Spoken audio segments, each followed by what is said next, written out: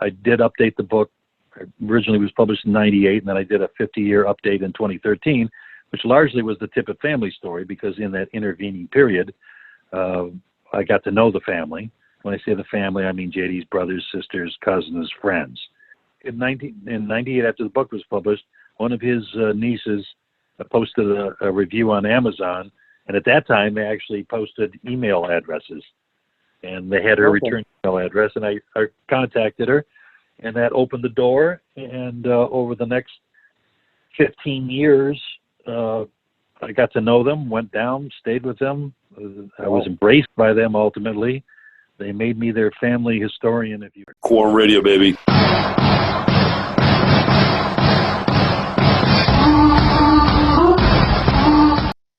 What was the velocity of that bullet per second? I think it's like 1,900 feet per second, 1920, something like that, 1,900 feet per second when it leaves the muzzle.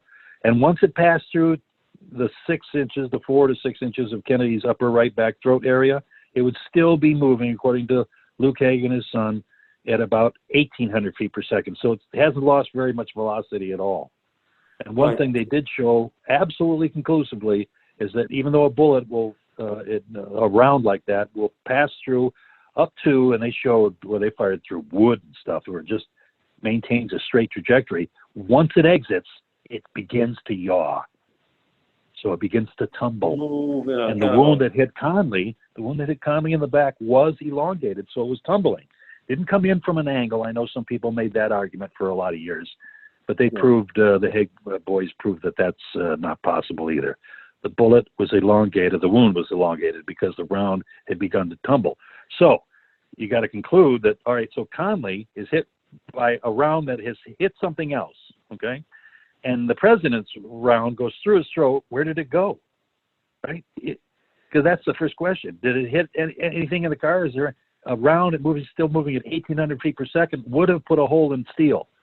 So there'd be a hole in the floorboard of the car or through glass. There was none. And so then the question became, and this is how the single bullet theory was born. I've heard people say, and maybe I'm misremembering this, but I've heard people lately say that it was when they discovered James Tagg had been wounded, they realized, well, there's too many bullets and they had to come up with something. And my recollection is, I believe it always was, no, they were trying to answer the question. It wasn't about the timing, it's what happened to the bullet. The bullet passes through the president. Where did it go? It's got to hit the car or somebody in it. And it turns out it didn't hit the car. Was there anybody wounded in the car? Yes. Conley. Oh, okay. Where was he sitting? Right in front of the president. Come on. It's a done deal. Sure. So, one other question I want to ask you. Yeah, go ahead. Right. No, and I was going to say, you continue. It's about you, not about me. What were you going to say? No. All I was going to say is it's a done deal. You've got the elongated entrance wound in Conley's back, and of course, once it enters his body, all bets are off. It's like when you drop a penny into water, right? It flutters, right? It doesn't create a straight line. So this thing kind of tunnels around. It kind of follows the rib, kind of tunnels around the outside of the rib, and as it pushes that fifth rib, it actually snaps it in the back, exits in his chest, and then enters the back of his right wrist, exits, and ends up over in the left thigh, but not deep enough to hit bone. So apparently, and nobody really knows, but apparently it works its way out of his leg, from just moving the leg around, and ends up on the stretcher. Now, there's 1,000,001 reasons why, they can point. Well, the guy remembered it as being a pointed bullet, and the guy remembered, it was actually found on the other guy's stretcher. And, I've read all the, we've waited for 50 years through all the supposed theories and so forth. But the bottom line is that when you brush all that aside, you're still left with the basic question: what happened to the bullet that went through Kennedy? It had to hit Conley. It had to. It's got nowhere else to go.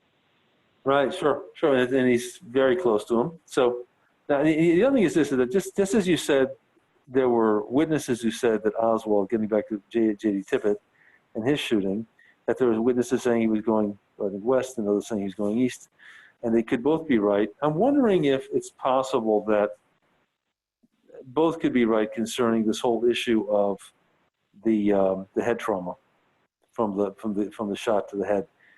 And my question is that, I mean, people say, okay, sure, classical ballistics. If it goes in one spot of your body, small, and it forms a cone-shaped force towards the exit wound, which is big. So you have this huge exit wound and this relatively small entrance wound. Well, is it possible? And I'm wondering what these forensics, these father and son said. What was their name again, by the way? Luke and Michael Haig. Okay. Did the Hags, H-A-A-G. Yeah. Okay. Did the Hags at any point talk about the head wound? Because what they must have. I mean, because when I spoke to Jim Jenkins, I spoke to him many times, and basically what comes out of it is that it was such a destructive encounter with the cranium that it kind of formed. It didn't blow off the whole entire area of his head. Parts of it, yes, but I mean, the scalp remained attached. There was, I guess you could call it fracturing that took place, which is normal. I mean, if you get hit in your femur by a bullet, well, it could fracture it. It could break it. It could be maybe, I don't know, maybe a compound fracture. But the idea is that it caused such immense damage that I'm wondering if it's consistent with a wound that began to open up the back and the side of his head, such that in effect you could open up. I think they use the term refract the scalp and lift it up and then put it back down again. When you put it back down again, it didn't look that bad, but of course there was a massive amount of loss of tissue, bone, and gray matter in blood. So I'm wondering if it's conceivable that somehow both could be right. That it's consistent with a wound from the rear and an exit to the right side of his head, but it did a tremendous amount of damage along the way. Of course, in the Zapruder film, you look at it, it's not extremely close. It was taken from a distance of, I don't know, 20 meters maybe, 20 yards. But, was there, in your opinion, is it possible that there was damage that could have been done to the structure of the brain such that it basically, in effect, disintegrated along the line of fire where the bullet entered and exited, whereby you had massive amount of damage throughout? I don't know. Does that make any sense? So you're suggesting that he's hit with the second shot, but the evidence of that shot is destroyed by the first one? Well, no. Are you suggesting a second shot, or you're just talking about the way the head? No. What I'm saying is that, if the bullet hits the back, let's say the Warren Commission is right, the bullet hits the back of President Kennedy's head, and it exits the right temple, near the right temple. Along the way, okay, is it conceivable that it did just massive damage to the back and the right side of the skull, such that it could have opened up basically a tremendous wound, but that refracted back so that you could, just like Jim Jenkins said, it lifted up, was very big, and then you could put back into place, and it wasn't quite as bad. You look at it, it was a massive gaping wound. Oh no, I know what you're talking about now. Yeah, well, they even said, Humes was saying that the skull was actually falling apart in their hands. The hole was getting bigger as they were handling the head. So you had the fractures, and the X-rays show this throughout the skull, and then the scalp is holding that together. And they even said his head, not to get totally gross here, but the head was elongated, right? It's changing shape because he basically smashed the skull, and the only thing really holding it together is the scalp. And so you have this, I would read Larry Sturdivant's book, The JFK Myths, because he's a wound ballistics expert. And so he knows about the properties of what would happen to human flesh from the bullet. And then, of course, the Haig brothers are familiar with the ballistic effects, what you would expect to see. But I think between the two of them, the bullet enters, makes a small hole, builds up this tremendous amount of pressure along the path. It's cone-shaped. And when the bullet exits, it sort of blows out the portion in between those 2 points. And so even in Kennedy's case, you had a head, what they call the head flap, where a piece of skull kind of can flap forward. And you actually see this in the Zapruder film where it is forward. And in the autopsy photos, it's back in place because it's closed up. So depending on when you look at the wound, either those pieces can be peeled open and you're seeing a very large hole, or they're back together and you're not seeing as much damage. And of course, the skull could be, we know it was fractured in many places because the X-rays show that. So, but as far as the ballistic evidence in the X-rays, there are no metal fragments that are left of a line of center. When you look at from a frontal perspective, all of the fragments are on the right side of the skull. So we know that the bullet passed back to front on the right side of the skull, and that nothing hit from the other side. Now, in terms of the president's head moving and so forth, this was the main thing I found interesting when I was matching up the head in my model to those Zapruder frames. His head bobs forward. Now I know there's Josiah Thompson's got a book coming out this fall, where initially back in 6 Seconds in Dallas, one of the premier books, and one of the books that got me interested in this case to begin with, was that the president's head moves forward supposedly 2 inches. And then you had somebody come along years later and say, no, that was just a artifact of the blurring, and his head actually doesn't move forward at all. And but in matching the model, no, the head bobs forward about 2 inches. There's no question about it. The blur is not hiding that; it is there. And in fact, forget the blurred frame of 313. Just go to 314. You can see that the head is forward at the position it was at 312. And the only way for it to be forward at 314 is it had to move forward during 313. And it actually does move forward, and it's still in that position at 314. But my main point, though, was that the head beginning to move back, and it starts to move back at 314, 15, 16.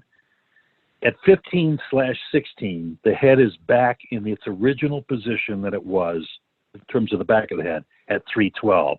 In other words, the head bobs forward from a bullet at 312, 313, bobs forward, but it takes the next 2 or 3 frames for it to recover that same distance.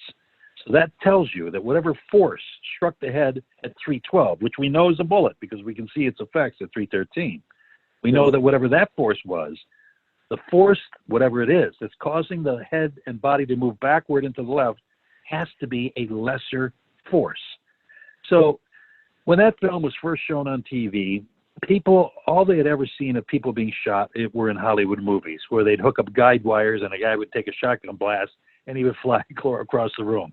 So people had it in their head of how they thought a human body would react when it's shot. And of course, thank God we don't do experiments where we shoot people just to see what it looks like on film. So there's really, you could do a dozen guys, right? You could have a dozen films of a dozen people being shot, and so they're all going to react different. But it's all going to move within the realm of what's physiologically possible.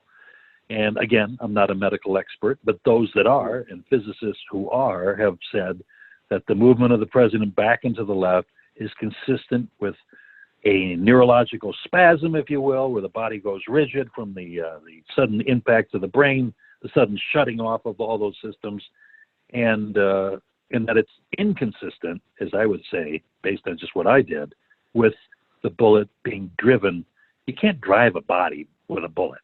A piece of lead that small can only move a head. In this case, they said about 2 inches, which is what you see in that first moment. Right. So the body flying back into the left, that's not being driven back by a bullet, because bullets don't do that. But we do know that the human body does go through a muscular, spasmatic, if you will, reaction to being struck. And, I guess I've never taken it beyond that because I always thought I'm satisfied. Some people aren't. That's not enough for them. But for me, I'm satisfied. Sure. So then, and then, of course, the famous scene, Jacqueline Kennedy getting on the back of the rear back of the car, above the trunk. Supposedly there was a piece of cranium or gray matter that went over there, and she was bringing it back. Well, that's what Clint Hill said, and he was close enough to see. So I've got no reason to dispute that. Sure. Okay. Great. So then, you did this 3D animation. You wrote the book about J.D. Tippit. Is there anything else that's come out that you consider interesting evidence that you didn't know about when you wrote with Malice? There's always stuff. There's always stuff that, little tidbits that you kind of dot the I and cross the T. So, I did update the book. Originally it was published in 98, and then I did a 50-year update in 2013, which largely was the Tippit family story, because in that intervening period, I got to know the family. When I say the family, I mean JD's brothers, sisters, cousins, friends. In 98, after the book was published, one of his nieces posted a review on Amazon, and at that time they actually posted email addresses, and they had her return email address, and I contacted her, and that opened the door. And over the next 15 years, I got to know them, went down, stayed with them. I was embraced by them ultimately. They made me their family historian, if you will. Oh my gosh. Gave me access to friends, family, photographs. There weren't a lot of photographs that they had of JD. He grew up, it was a Depression era farm. Nobody had a camera.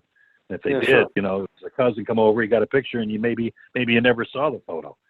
So, sure. But after the fact, they said that they realized years later that they didn't have that many pictures of him growing up. I'm sure his wife and kids, because JD did buy a home movie camera, and there were home movies that he and his wife had. But like I say, I got to know the family, his brothers and sisters, siblings and friends, and the extended family on that side, not her and her kids. It was more the other side of the family. But they were able to give me a real good picture of him as a person. And so one of their, and let me say this as a sidebar, contacting me brought closure to them. I found this out later. I actually had never dealt with this for many years. And the book became a catalyst. Now, before that, they had vowed never to talk to conspiracy people, because initially they would talk to people and they would just take their story and twist it and ruin it. And they at one point, he was involved in something nefarious, and you're charging him with the murder of being an accessory of the fact in a murder that there is no statute of limitations. I mean, that's an absolute irresponsible charge to make against anybody. And of course, if you go on these conspiracy sites, they're charging all kinds of people now. Conveniently, they're all dead. It's curious how while they're alive, they don't make the charge, but now that they're dead, they're free game. So, the contact with them, the thing I'm most proud of, it helped bring closure, something I didn't expect, but it brought closure for them to deal with the case, and in a way, it ingratiated me to the family. And I've been very proud to help them, and helped him get a plaque put out by his boyhood home out in, Texas historic plaque out there, and just help them in any way I can. Restore photos, did all kinds of stuff for him. Right. So that's not to pat myself on the back. It's just that's what happened. And so you became a very important project, and it's interesting. And so go ahead. They always said that they wanted, they wished that JD's story had been in the original book, and I thought, well, for the 50th anniversary, I'll knock out another limited edition and I'll put it in there. And I had a few other things I could add to the rest of the story that had come out since then. And I thought, I'll do an update, and I'll do it for them. And so I did that, and that's what the 2013 book includes. 150 pages of the family story, family photographs that they let me use and so forth. And it was all designed to, so that, the true story picture could be had, could be told. Of him. Right. What's so, that? and just wondering, so I was going to say, it gave a complete picture of who J.D. Tippit was, and beyond just that, a guy who got shot and died, the president did. So, I'm surprised, or a little bit, I wonder, did JD's widow ever get a copy of the book? Did she find out about the scholarship and the fact, I think she knew about the plaque being put up, right? Well, there was a plaque. There was a second. Well, she came out to the one we dedicated. She came out there and brought in the kids and everybody, and I met her out there. And, we didn't have anything to do with the Oak Cliff plaque at 10th and Patton. That was somebody else completely. The Oak Cliff Foundation was responsible for that. So, But no, they made her aware of the 98 book. I don't know that she ever saw the 2013 book. But I did it for the brothers and sisters rather than necessarily her, although I think she would, I guess I don't know what she would do with the second book. She didn't care for the first one because it included the tale of the waitress. And I think, and this is just me speculating because I don't know, but I think that she thought that I was responsible for putting that story in print, when in fact, no, I was addressing what Henry Hurt wrote and what other books and what she testified to the House Select Committee. I was simply addressing the story that was already out there. But I think she held it against. What was the importance of the waitress? What was that about? Well, there was no importance to it. That was the point. What conspiracy theorists tried to turn it into was an alibi for Oswald.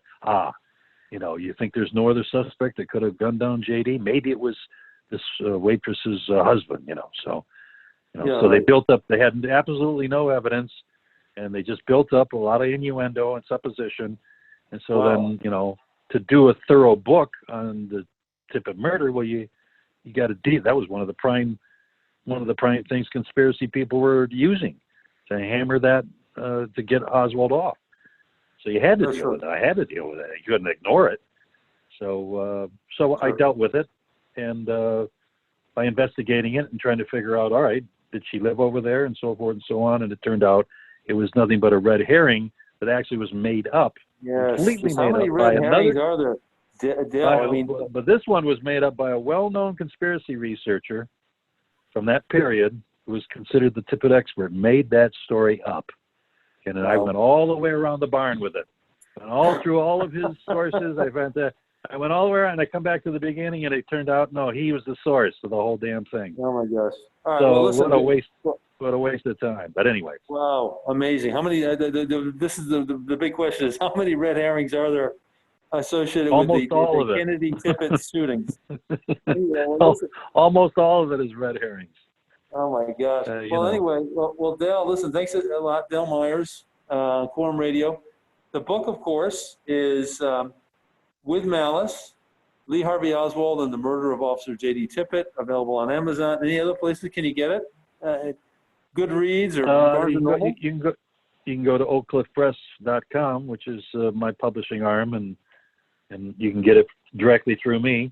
It's probably easier with Amazon because they can ship it a lot cheaper than I can, and I get the copies to them, and then they're able to distribute. So that's probably the easiest way. But aren't you able, if they get us through Oak Cliff Press, aren't you able to sign it? Well, that's the thing. If you want a signed copy, I can sign it if you get it through Oak Cliff Press. Otherwise, the ones that you get from Amazon, they're not signed. There's no way for me to intercept that and sign it. So. No, of course not. Okay, well, great. Well, listen, Dale, thanks a million again for this interview on Quorum Radio, and we look forward to further conversations in the future, and you be well.